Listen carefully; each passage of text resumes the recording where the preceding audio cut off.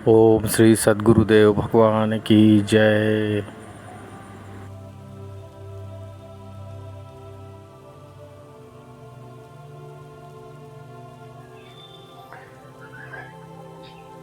बंधुओं, आज हम गीता पर चर्चा करेंगे।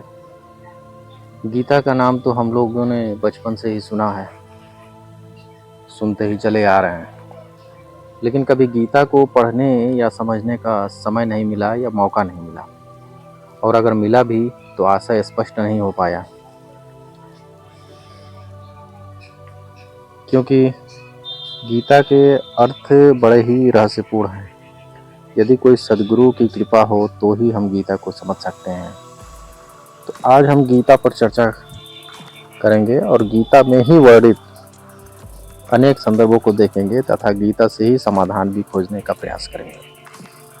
लेकिन हमें सबसे पहले गीता को समझना होगा कि गीता क्या है। गीता आपका और हमारा धर्मशास्त्र है, और भारतीय धर्म ग्रंथों में गीता का स्थान अद्वितीय है।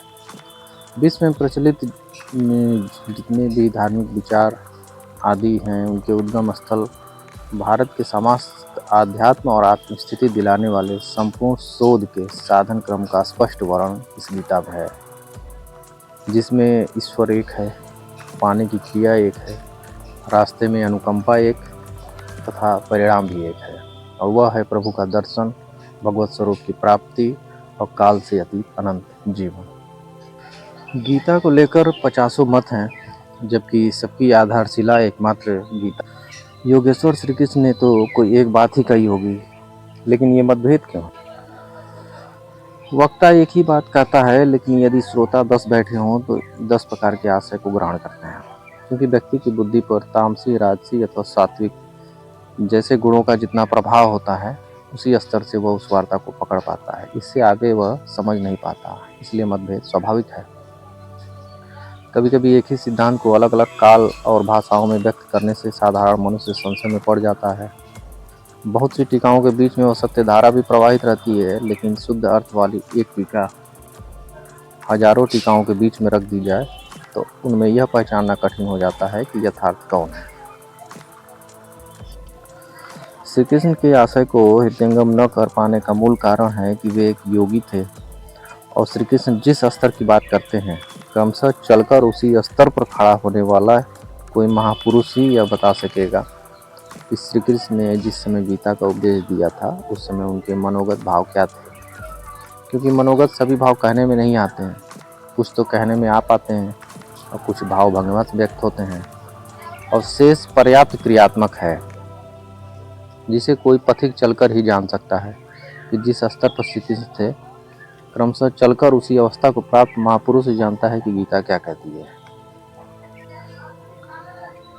पूज्य श्री परमहंस जी महाराज भी उसी स्तर के महापुरुष थे, और साधन अपनाने वाले प्रत्येक महापुरुष को भी इसी परिधि से गुजरना होगा। जब तक वह इससे अलग है, तब तक यह स्पष्ट है कि वह साधन नहीं करता है, लेकिन किसी न किसी प्रकार की लकीर जरूर पीटता है। अतः हमें किसी महापुरुष की शरण ले। लेकिन क्या कारण है कि आप और हम नहीं समझ पाते?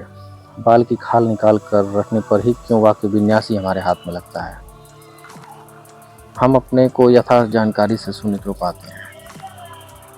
इसका कारण है कि मनुष्य जन्म लेकर बड़ा होता है तो पैतृक संपत्ति, घर, दुकान, जमीन, जायदाद, पद, प्रतिष्ठा उसे विरासत में।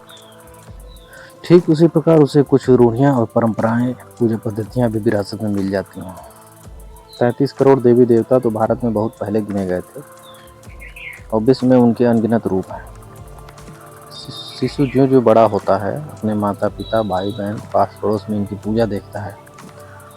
परिवार में जैसी पूजा मिलती है, उसकी अमिट छाप उसके मस्तिष्क पर पड़ जाती है, और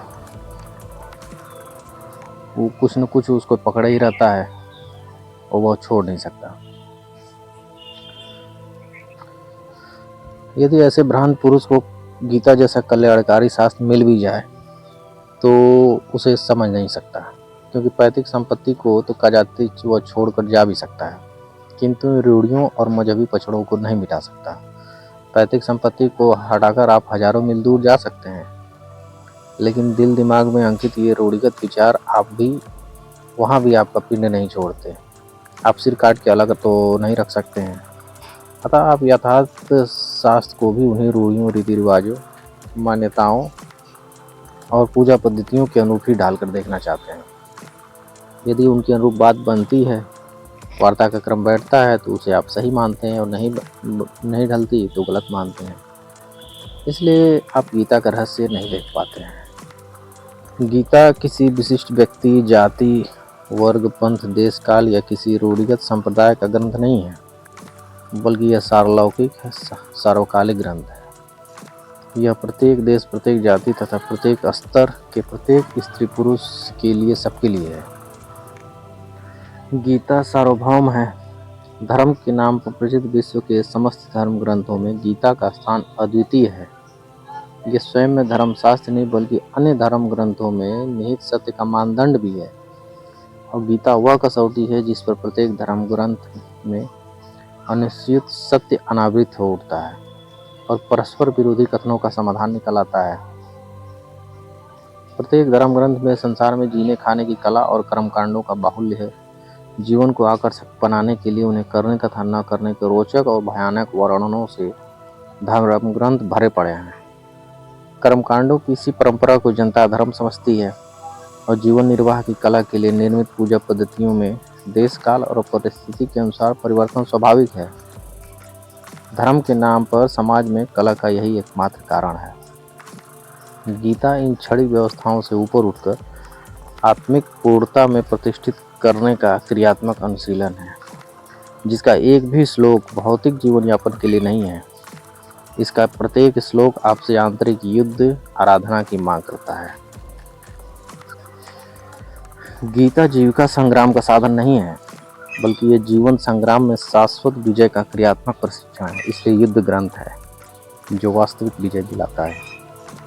किंतु गीतोक्त युद्ध तलवार, धनुष, बाण, गदा और फरसा से लड़ा जाने वाला सांसारिक युद्ध नहीं, और न इन युद्धों में शाश्वत विजय ही है।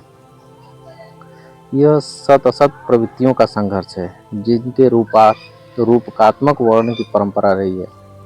वेद में इंद्र और वृत्त, विद्या और अविद्या, पुराणों में देवासुर संग्राम, महाकाव्यों में राम और रावण, कौरव एवं पांडव के संघर्ष को ही गीता में धर्म क्षेत्र और कुरुक्षेत्र, दैवी संपद एवं आसुरी संपद, सजाति एवं विजाति, सद्गुण एवं दुर्गुणों का संघर्ष कहा गया है।